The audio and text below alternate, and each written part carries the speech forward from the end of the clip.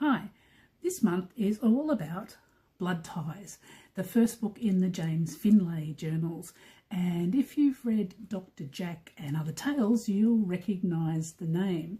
Dr. Jack, or Jack the Ripper himself, is the alias for James Finlay. Now, I hadn't actually planned on writing this book, but one of the most commonly asked questions I had about Dr. Jack was, when are we going to see more books and more stories about Jack? So yeah, it seems anti-heroes are popular. So be warned, if you haven't read Dr. Jack and Other Tales and you intend to read it, this post has spoilers. Okay, that's your warning. So Blood Ties is a mystery on the high seas, and it starts just moments after Jack, or James, steps off the boat to board a steamship to places unknown, or at least unknown in the original story. And it turns out he's going to Australia, or South Australia to be exact. So he's actually relieved at the opportunity to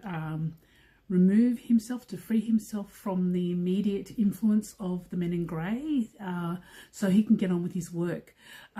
He's got scientific experiments he wants to do, solving the secrets of blood, which is something that he feels can increase the success of surgeries and reduce patient death after surgeries, because, you know, he is actually a doctor.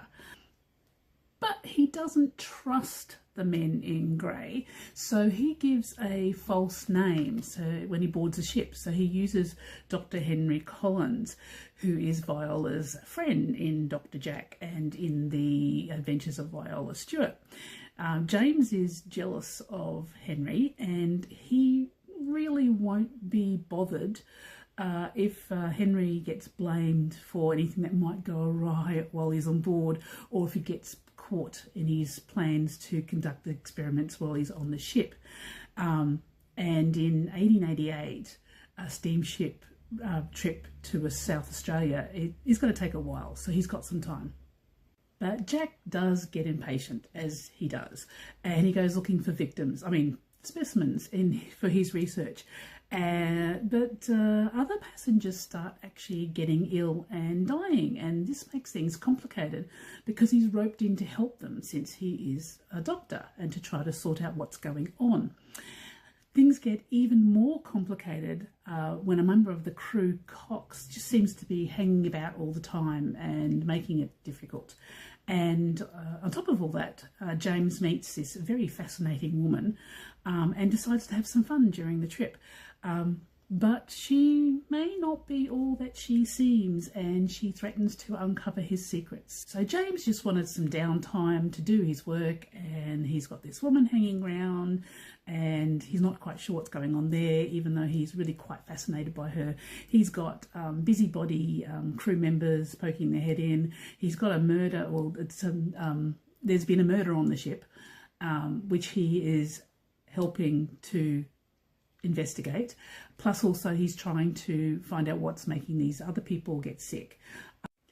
There actually was a case of one of the steamships coming over to Australia, to South Australia, to Adelaide in fact, and I found an article on Trove, and there was a whole big flu epidemic on the ship. So that's sort of, I suppose, not inspired, but the complications to the story were inspired by that particular news article.